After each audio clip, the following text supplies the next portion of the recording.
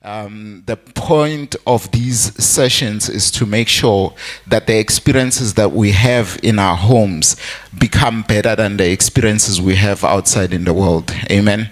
Because sometimes we can find ourselves enjoying being outside and never enjoying being at home. So we want to get to a place as a church, as a people, that we enjoy being at home because we live in a healthy environment. And I just want us to take the time as well just to applaud our pastors for such a beautiful presentation that they just gave us. Amen. You can do better than that. You are getting this stuff for free. There's somebody who had to pay for these things, and we are getting it for free. Amen. So I don't know if we already have questions, but there is one question that I think is quite relevant for us to ask, probably as one of the first few questions. And this comes from some of the questions that were asked previously. It's not necessarily what was asked today. And the question is lack of accountability related to mental condition, especially if it's conscious? Is lack of accountability related to mental condition, especially if it is conscious?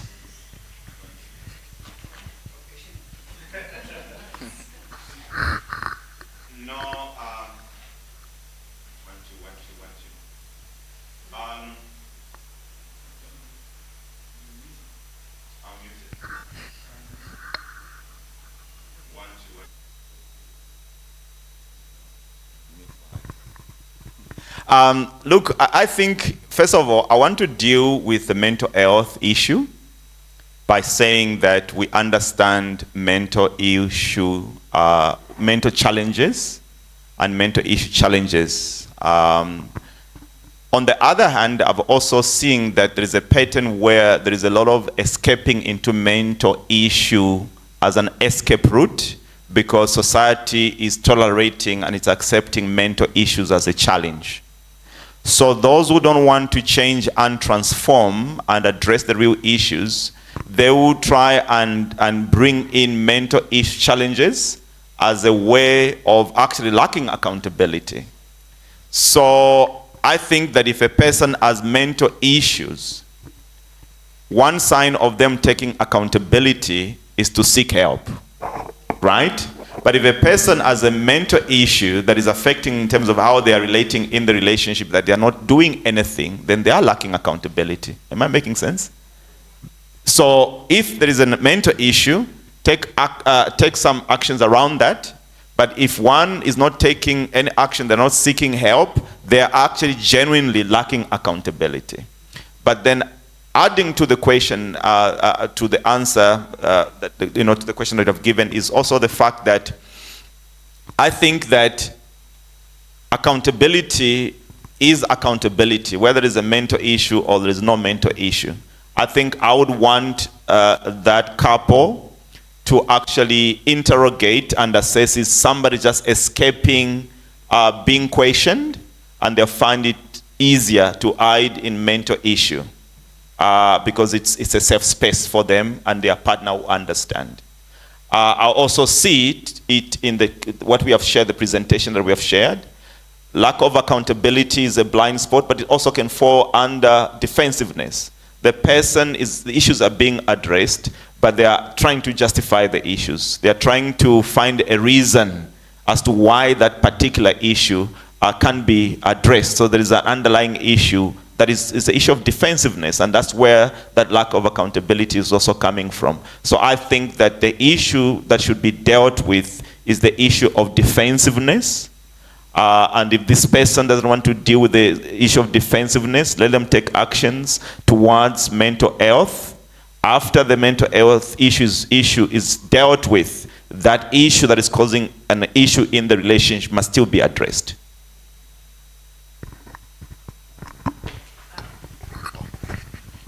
I think I also want to focus on remember we've spent some sessions, we've spoken about gaslighting, narcissistic behavior. Usually, because I think what was quite critical in that statement was that they are aware. Yeah. So they're aware of what they're doing. And sometimes that begins to show you that it's a character issue. Because most often in our understanding of narcissism, most narcissists are the ones who will be aware, but then turn the blame, gaslight, or make the other one begin to think they're losing their mind. But that individual as well is in need of intervention. In the part of somebody being victim, pray for them, but try and see if you can invite them to also seek psychological help, because the narcissism may actually be an unhealed wound. All right, thank you so much. I think that was quite a mouthful. Yeah, something is happening in my head, trying to avoid it. But so there's another question here. Oh, before I even continue with the questions, if there's a question that you are seeing in the Slido that you want us to prioritize, please just go and like it the same way you like on Facebook and stuff. Just like that question, and then as it pops up and it goes up, we will then prioritize that question, because we know that a lot of people are possibly asking themselves the same question. So we're gonna start with the first one that addresses the issue of empowerment for women. All right.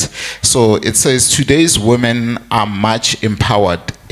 Is it really possible for us to allow the husband to lead, especially in cases where he earns less or is a junior at work? Is it possible for him to lead at home when he earns less or he is a junior at work?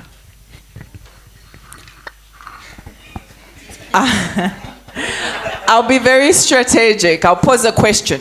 You don't have to answer. How many of us report to leaders in our workplaces that are younger than us? Yeah? So we accept it in a corporate environment, but not in the house. Okay? Just asking. But the question at hand, there are lots of issues at play in that question. One, my invitation to you is to acknowledge the headship that God has defined. God is a God of order and a God of principle. He has defined headship for a reason. He has defined us as women as helpmeets for a reason. It is the man who defines vision and where we're going, and we come to help. Yes, we live in times where economically we as women have been empowered and are supported. But my question becomes, in a household where two of you came together and decided you are going to walk this journey of marriage together, why are we defining his low income, my high income? Is it not one income in one household? Does God not bless the household? I heard a question. It's a man who, I'm not sure if, was the statement, it's a man who provides. Was that the question? Of separating. Okay. One of our sisters is saying it's a man who starts. We'll give you a chance to actually ask that question as well. Yes, because it's a good question. Yes. But yes, in response is, we've allowed worldly standards to invade what's been taught to us biblically. And we believe those to be standards. So there's a lot of hiding. My husband doesn't know how much I earn. I don't know how much he earns. And then, it becomes an issue. But we're supposed to come together. That income is an income in that household. So why should it matter who's earning less and who's earning more? And can I be honest? In the years that we have counseled people, times change. Times change. We've seen people who may have started at lower than their wives, and over years, God has blessed those households that things change. So we also have to be very careful for those of us women who are empowered today, and be very aware that life happens. Life happens, and how we are handling those issues today may have an impact tomorrow. Because sometimes we've seen situations where, because yes, when they came together, the man may have been earning less, the woman more, but something switched. Now the man was reminding, hey, remember how you used to treat me when I earned less than you? May you not be reminded. I'm actually thinking very deeply around this issue. So if you are a woman that is struggling with the husband who is learning less, what you must do is that start praying so that God can help you, because you are not struggling with the man who is who is earning less. You are struggling with yourselves and your beliefs. The man that you are with is just triggering the belief system that you have and how you understand issues around money. So I would suggest that spend time to read, to study, to seek counsel, so that you can be helped as a person. Because even if we teach what we teach here, if your beliefs remain the same, you're going to still suffer either in silence, but how you relate with this husband of yours is going to show that you have no regard for them. So rather seek help at a personal level to process and allow those internal issues be addressed, so that you are able to, what my wife is speaking about, having one income, is it not one household, so that when you come, you can come with that understanding that it's one household. There is also another issue here. It also happens to men. It's the issue of, when we make money, we think that we are the source. And because we think we are the source, we think we are superior because we are making the money. But if you think that God is the source and you are the channel, you are going to relate to that husband or that wife of yours differently. Because you know that what you have has been given to you as a steward. You are not the source. God is the source. Provision has come through you. In fact, when you understand that God is the source and provision has come through you, and you deeply understand this, what is going to happen is that it's going to trigger a sense of humility and a sense of gratitude to God. And that sense of humility and gratitude will allow you to, how you show up in the marriage is going to actually be different, because you count it as an honor that you have been given more an opportunity to earn more, but you are not the source. So what we are trying to deal with here on a deeper level is our belief system around money.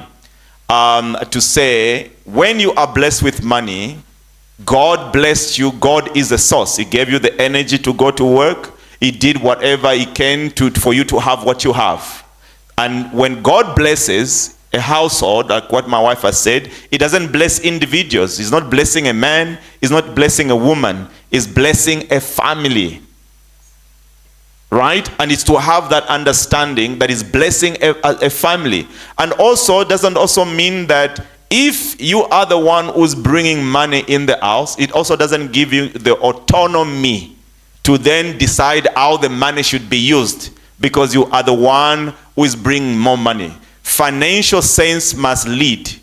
So maybe the husband who makes less money has more financial intelligence.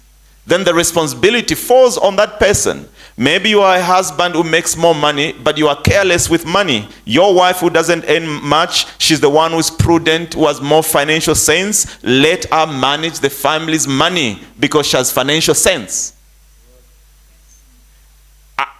Our problem is that we are too attached to money.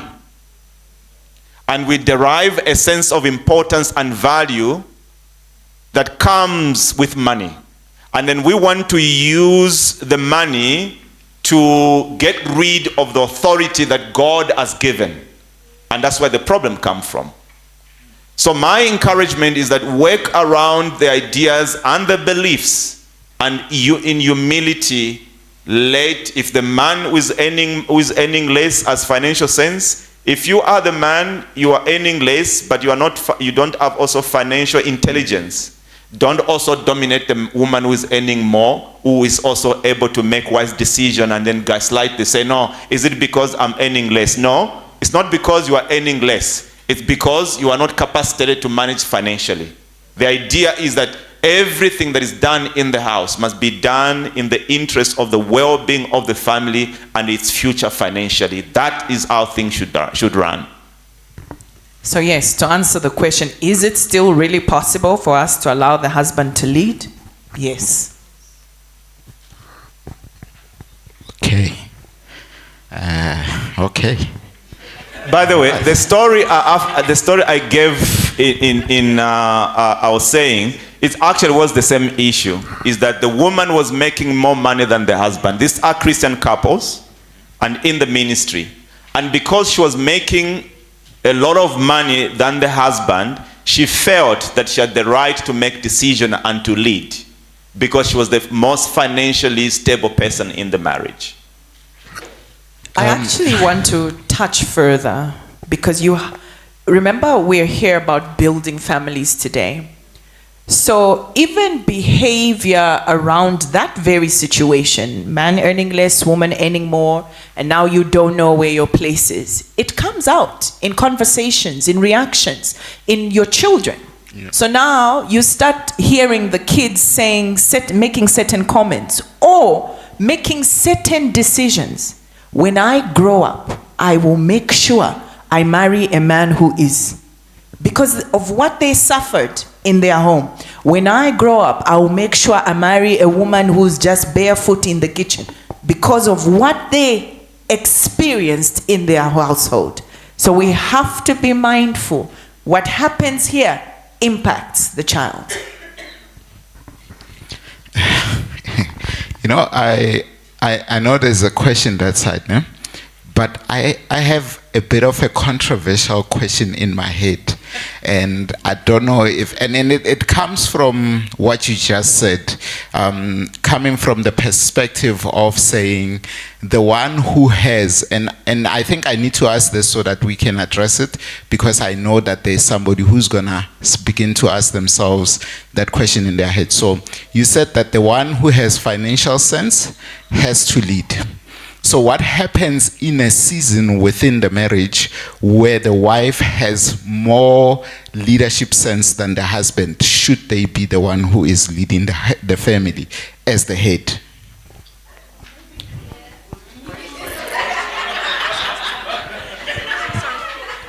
I think, you know what, for me, I think it's also, what is the definition of leadership in a home? I think that's also something that we really need to tackle first, because leadership could be, am I making decision on groceries? What are we doing? I think we really need to define that first. Yeah. Okay. Look, I think here is in a functional home. Like, okay, we have a church here, right? There's a defined leadership. But it doesn't mean that the leadership does everything and knows everything. But what it means is that you are in charge of care ministry, right?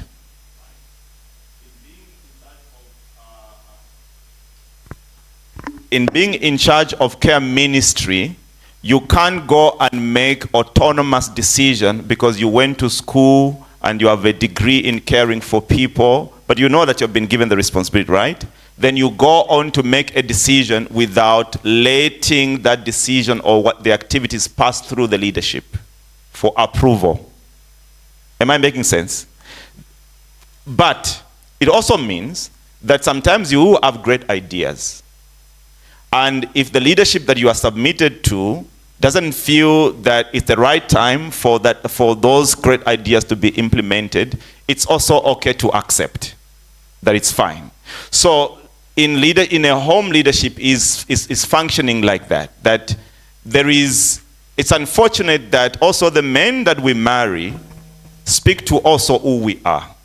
Because you choose a woman, a man that you want to marry, but you are not ready to let his leadership thrive. But then you want to blame him also for his inability to lead. Where were you when you were dating? And what did you see when you were dating that now that you have agreed to marry this person, you can't allow him to lead? That's why in the dating period, if you are struggling for this person to guide you and lead you, and his decision making and how he goes about life is not something that you are impressed, don't marry this person and then go and frustrating him for not being a good leader.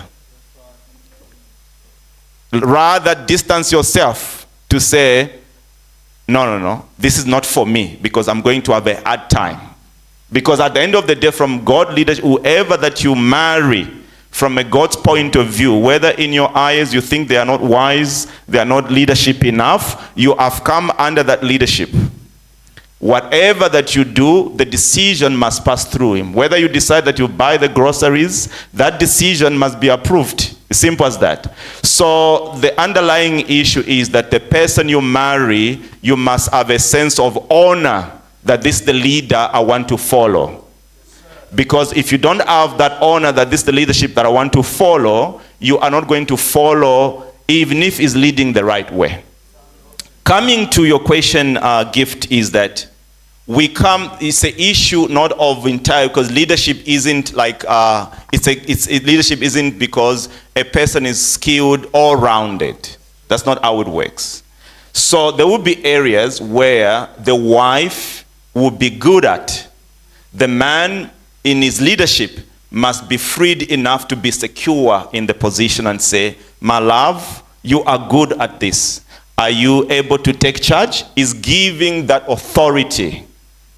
But the temptation that then lies in the woman that has been given that liberty to do what she needs to do in the area that she's gifted at, to still have the honor and the respect that the leadership still lies here. Because you can go on to do your own thing because you think, no, he's weak here, I'm the head. And you assume the responsibility. But here's what's going to happen.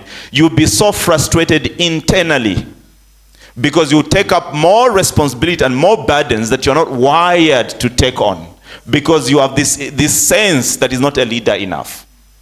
That even when you speak to this person, you're not going to be speaking to them in a way that calls their leadership out. You'll be speaking to them in a way that undermines them, in a way that feels like you don't need this person. So there will be areas that we are gifted in. My wife, she's great at a number of things, and she takes charge of those things. Right? It's not like a leader must control everything. A leader delegates, a leader observes and sees where even his woman can be great. And sometimes in leadership, you also see the potential. She may not have certain things, she may not see herself in a certain way. From a leadership point, if I'm following God, I'll be able to see, and I'll be pushing, no, do this, or take this book, do this, because I'm able to see, and I want her to grow as a person. That's really also how leadership in a home and in a godly home works. Is that making sense? Too much sense. It makes too much sense. Do you still want to ask your question? Okay, I don't know if it's going to be a question or a contribution. Okay, you know what? I was commenting about the money, who's earning more and who's earning less. Practically for us women, if we meet a rich man, we celebrate him and we boast about him. The ones who frown and complain when they meet a rich person is men.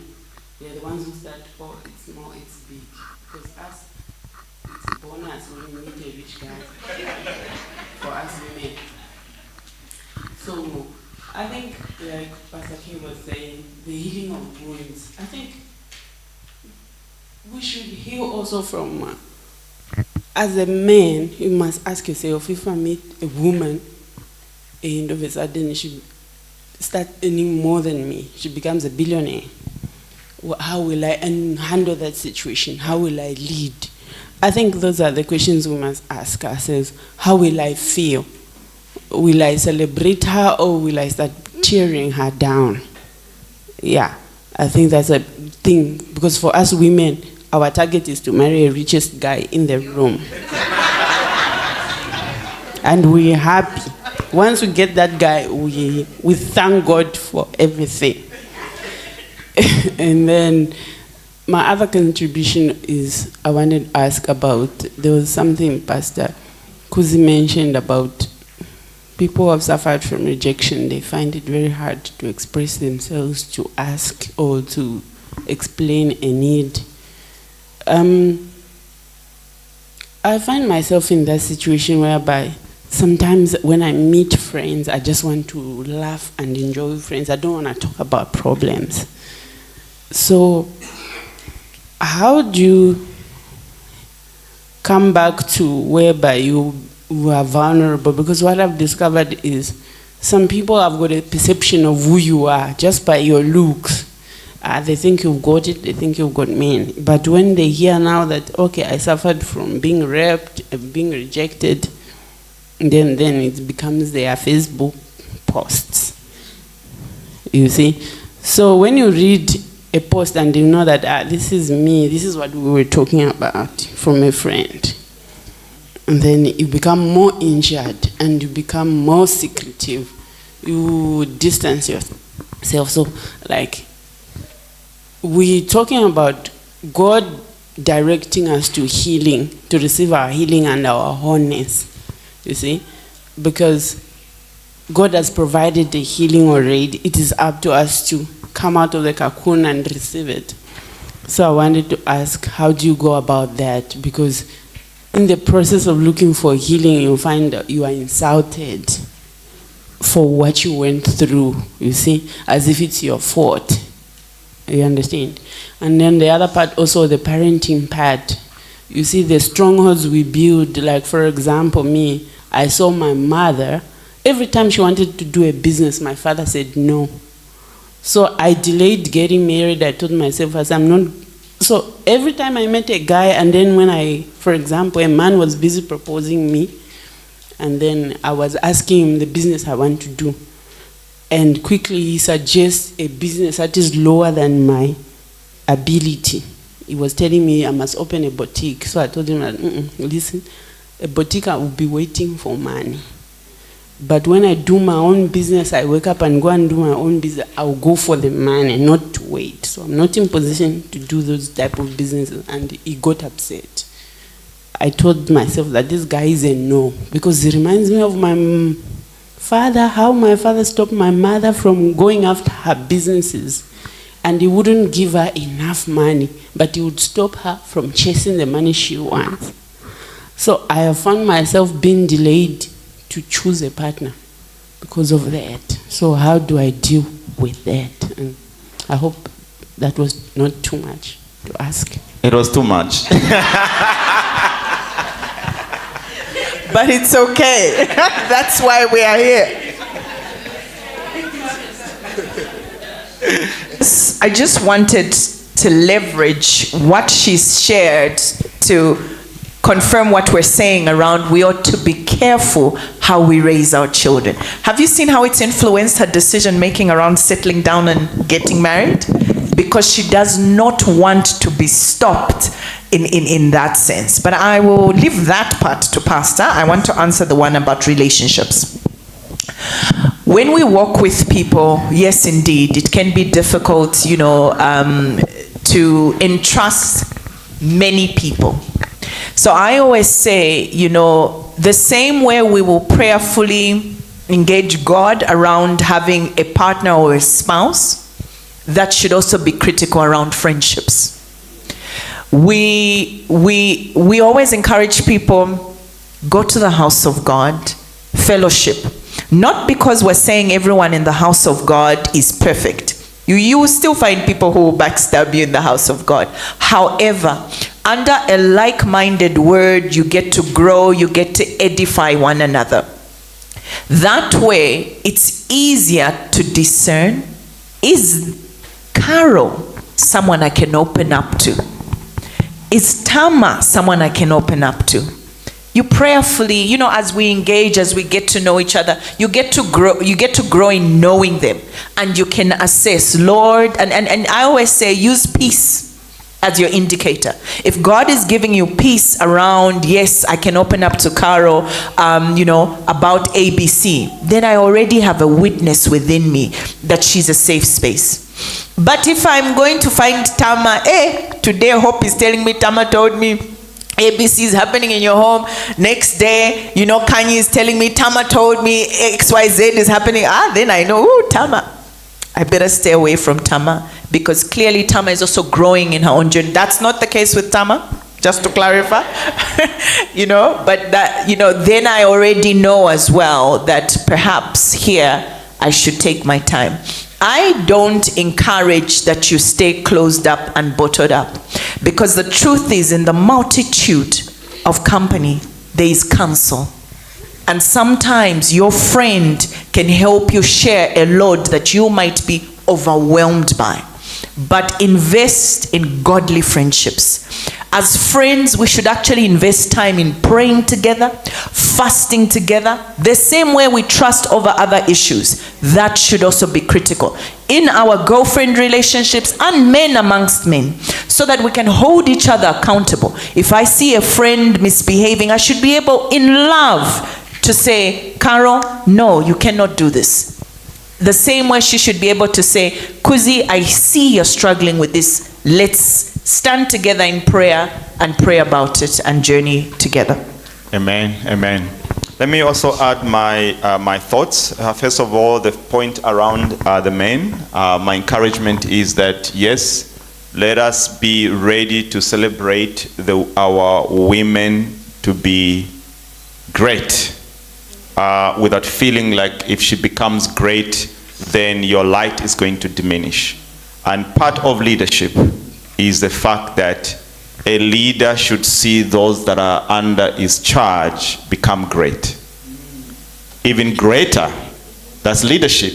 So as men, if we are saying we are leaders, it also means that we must grow to a level where we are comfortable in our calling. And then when we are able to empower, to encourage, to support, so that our wives can be everything that God called them to be. And here is the test of a leader. The people that you empower, if they haven't grown themselves inwardly, they have also the potential to turn and rebel against you and forget that you are the one that created the path and the way. But most people, or most leaders, want also to manage that outcome. What then happens is that then in the present, you are not going to support your wife the way you're supposed to support her, because you are thinking that if she becomes great and she's going to different places, she's going to leave you, she'll choose another. If she chooses, it's okay. You did your part, right? Your part is to lead, and lead with confidence. If she earns more, makes more, becomes more, it's okay. You do the Lord's work.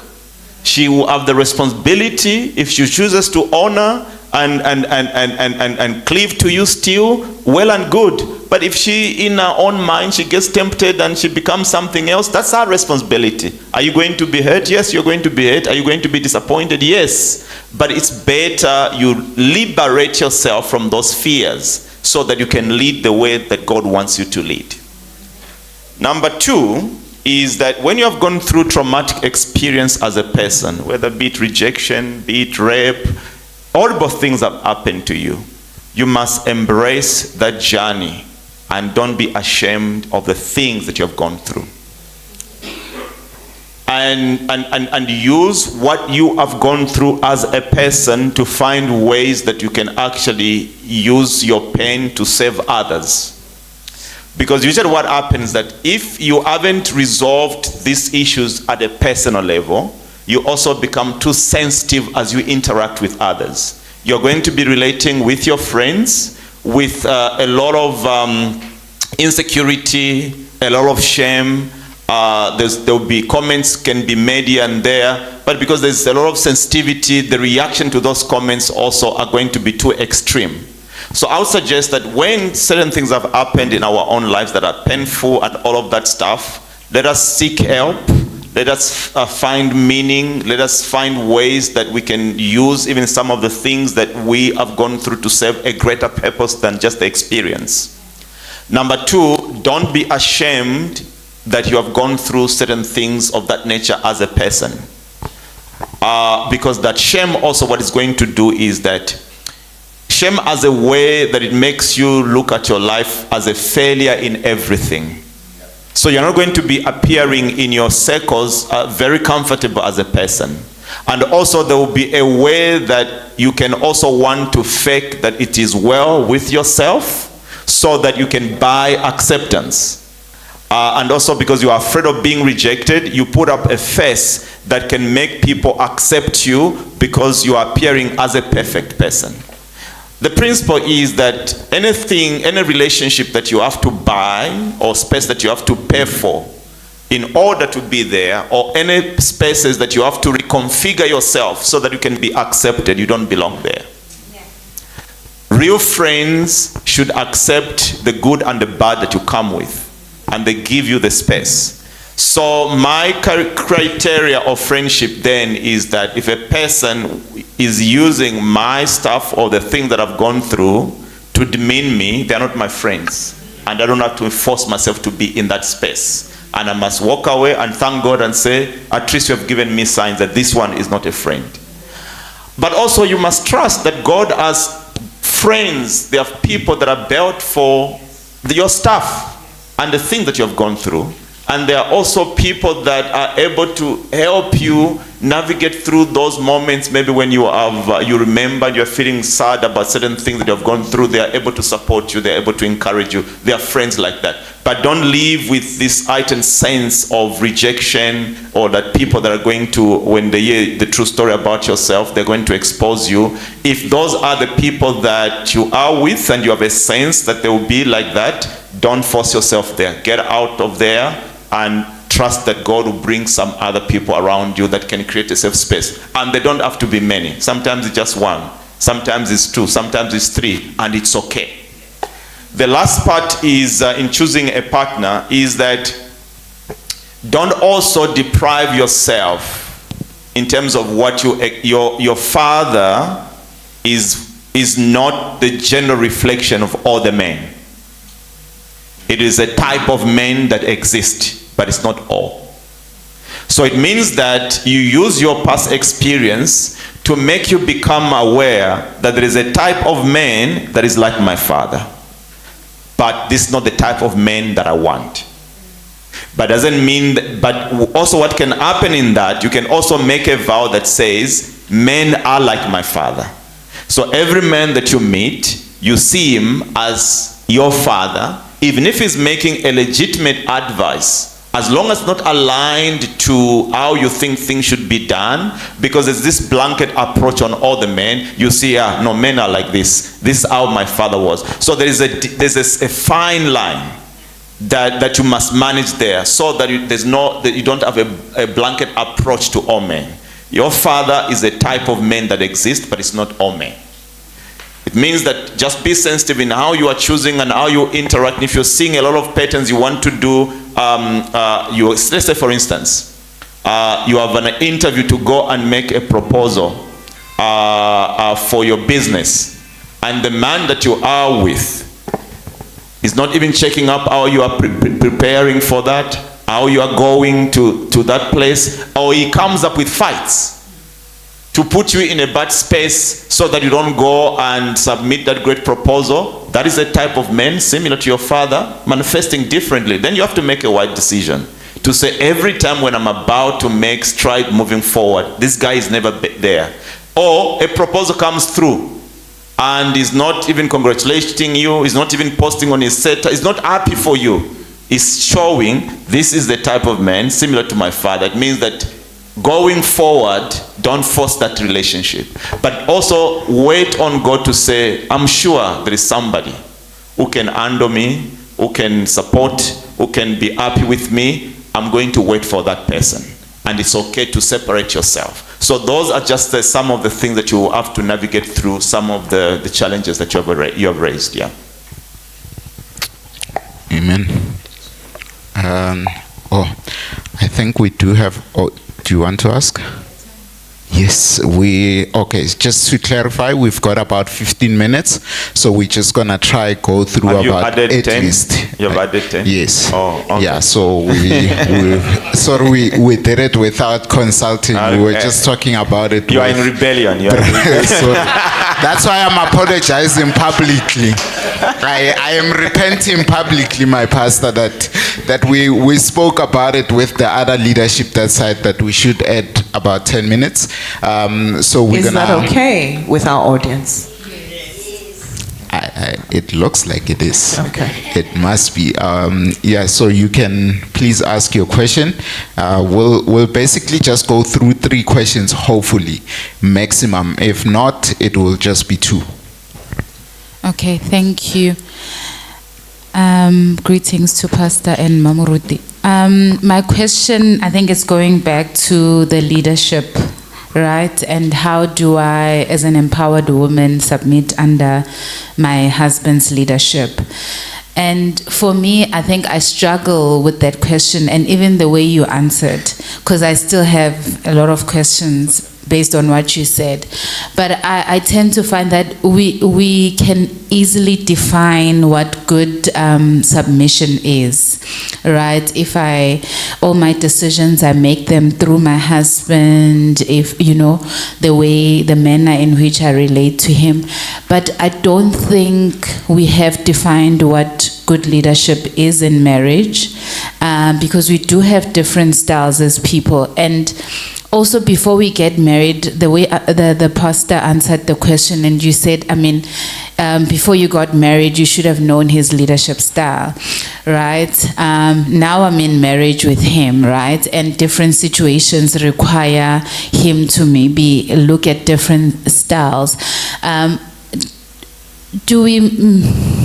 I don't know whether it's going to be a comment or a question, but do we spend enough time in equipping husbands and men in leadership, right? In defining what good leadership is, in defining how do they adjust themselves to be leaders in homes.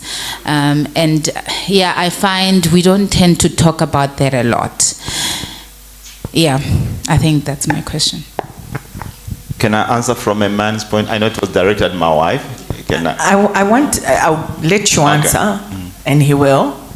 What I do want to say is, I know that there are spaces men can go to be empowered, to become good leaders. But what I find in our generation is, yes, you will find, I hear more women saying, oh, I went to a women's conference, or I went here, or I'm attending. I do hear definitely more of that. And I think it's sometimes the times we live in, what we've tended to focus on, A classic example is when you think about, just before you get married, we tend to have, I can even remember it in our pre-wedding preparations, what we paid for the photography, compared to whether we went for counseling workshops. Yes, thankfully, we got counseled by our pastor at the time, but even just that comparison around what we invest in growing ourselves in an area we are interested in tends to differ in life. So, yes, there are people who are intentional about going to get groomed or edified in a particular area that they are interested in. Whether they make the decision to go or not is something else. That's all I really wanted to contribute towards that as you. Okay. I think this subject is a very interesting one, and it requires, I think, a session on its own. Am I allowed to ask you a question?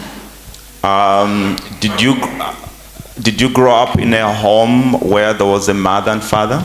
Yes. Okay. And did you also observe how your mother related with your dad? How was that? My mom was quite submissive to my dad. What was submission to you? What's the definition of submission? My definition is respect. Okay. Yeah, so if there were rules that have been set, and meaning I need to abide by those rules. So for me, that's what submission was for my mom. Okay, so it was rule-based. So if it was rule-based. And how did you find the rules? Did it trigger obedience or rebellion? For my mom, it triggered obedience. And for you, I want from you as you observed, is that something you wished for yourself? I find with rules that I relate with, I'm more obedient. With rules that I feel they are not in line with my values, I can get rebellious. So the rules that you must obey are one that are to your benefit. Aligned to my values. Values. Really, yeah. Okay. And is it always the case that those rules that you are not aligned to are disadvantages you, or it's just that they're not for you? They're not for me. But or they're not for the life that I want to live. Okay. So we have an underlying issue in terms of values. So when you are dating as well or relating, part of the thing that you must look at is aligned values. Mm-hmm. Are we aligned in terms of values? Because then when you get married, and the alignment in terms of values is not one, then it's naturally to rebel. Mm-hmm. It's naturally to not want to be led. Because the values are not aligned. It's not necessarily that somebody is not a leader. It's just because that what your values are and what his values are, because to leadership also there's values around it. So I find that naturally you may not follow because your values and his values are different. So it becomes difficult to submit. But maybe a blanket approach, I just want to first of all acknowledge the issue around men and leadership. I think men generally, not even men, human beings, is that we are selfish by nature. So when we look at leadership from a place of privilege. And that's why we have corrupt politicians. That's why we have, some of the problems in communities is that because when people think of leadership, they only think of the benefits, not the responsibility that comes with. So I agree that there is a misunderstanding around the general view around leadership. It's not just, it's a global issue. We don't know what leadership is. But from a godly point of view, when we're talking about leadership, it just means that it's a servant leadership. Jesus Christ demonstrates the leadership is that he lays his life down so that we can have a better life. When we're talking about headship from a biblical point of view, we saw that every leader who was a leader, they were in the forefront of the wars. So they would go, and if that leader dies, the armies, they didn't need to fight. The fight was over. So it was a sacrificial. They were the first, they were the foremost, they were the one who were confronting situations. As time have evolved, then we see that leadership became a source of privilege. When people want to extract from people, oppress people, take advantage of people, then they assume a position of leadership. So because of that corruption, we also see it infiltrating also the church. We see us pastors also being manipulative and all of that stuff. We see it in marriages where a husband only remembers that he's a leader when he wants to oppress. When he wants to he goes to the club and he comes late. The wife asked, but he said, "I'm the head in this house." So they are using the leadership in the wrong way. That's not the leadership that God has prescribed for us. So my encouragement, maybe even to the men that are here, is for us to continue to grow in us becoming the leaders that God called us to be, which is more of a servant leader. You put the interest of the other person first. It's a leadership where it's a position of service. It's a position of of leading, not just in terms of direction. It also means that if I want my wife to be a person that is able to say sorry, I must take the leadership in saying sorry. That's a leadership of a man. If I want compassion to be the template of my home, I can't demand it from her. I must be that leader that embodies compassion. If I want empathy, so all the good qualities then that I'm looking for from my partner as a leader, I must put them into practice. That's leadership. Because even in church we see here, we can preach the good sermons, but I think the greatest inspiration and change comes when a leader lives what they preach.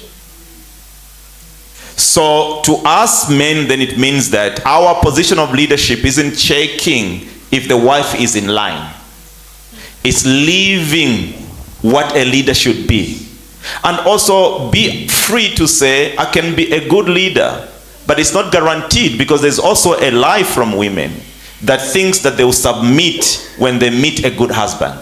If inherently you are a rebellious person, even if you have a good man, you are even going to take advantage of the goodness, because that's what also broken people do, is that they meet somebody who is good, but because they are broken, they'll also use the goodness of that good leadership to actually get away in their brokenness.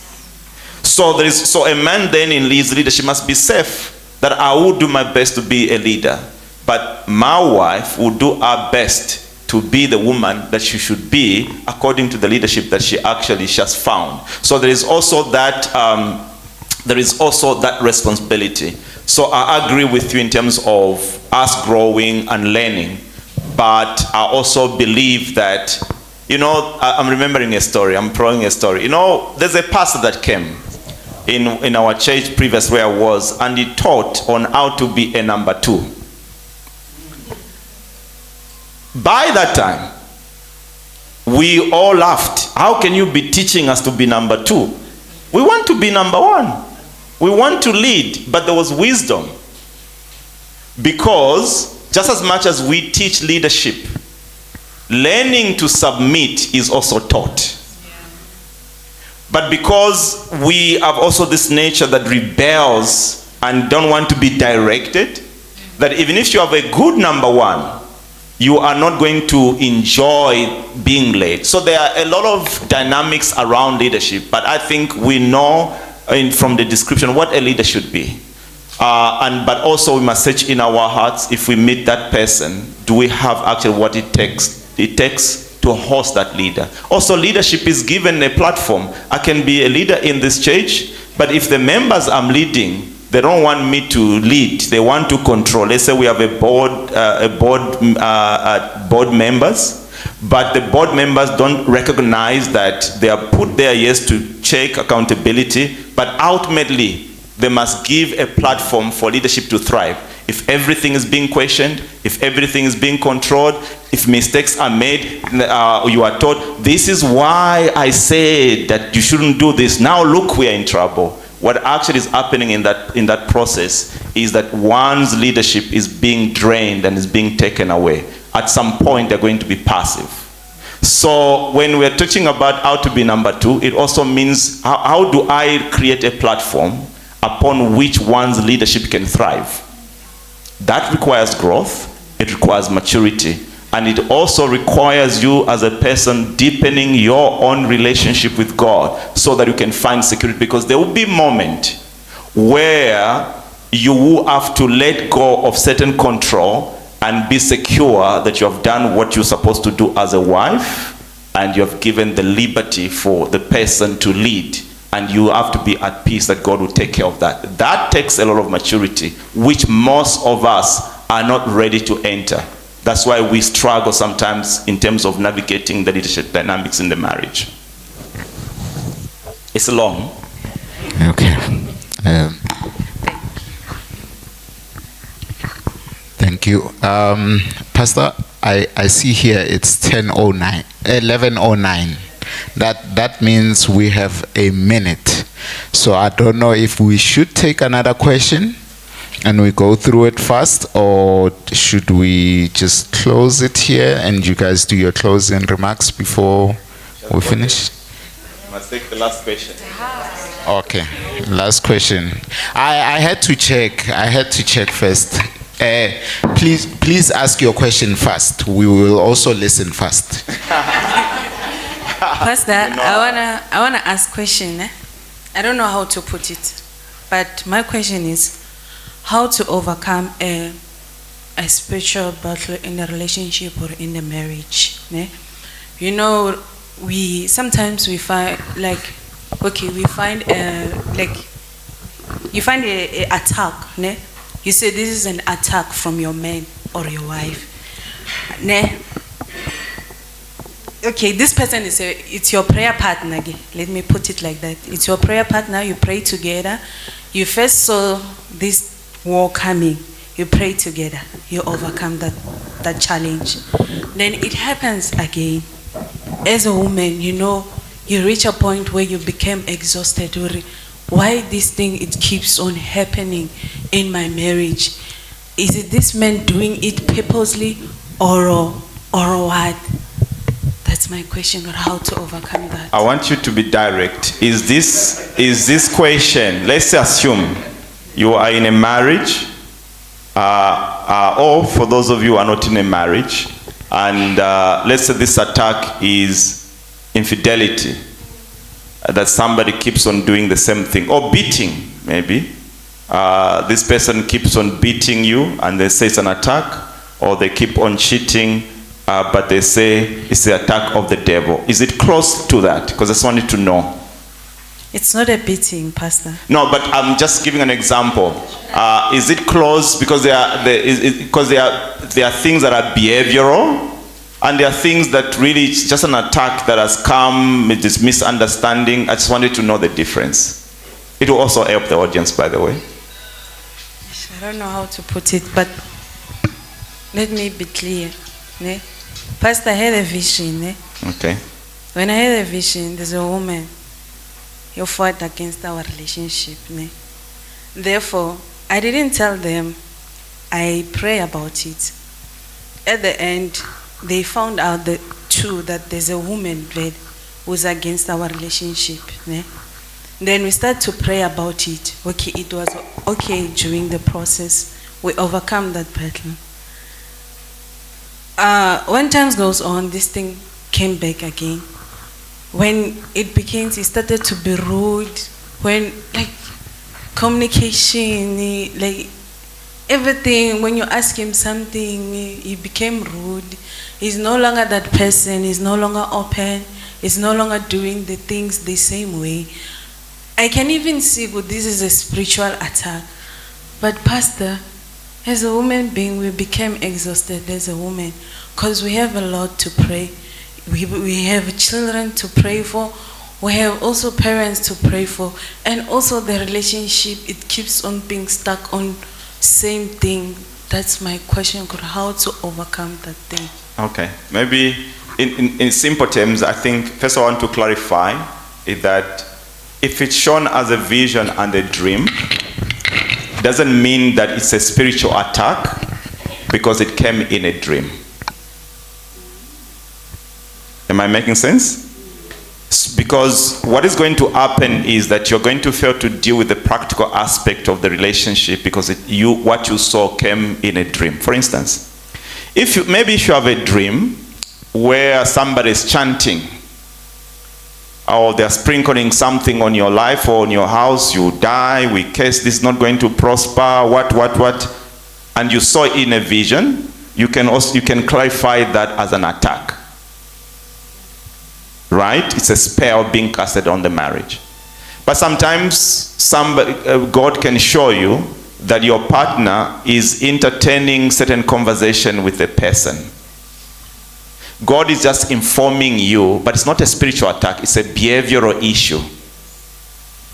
It means that there are boundaries in your relationship that your partner has broken. So don't categorize it and deal with it at a level of spirituality that you deal with when somebody is casting things.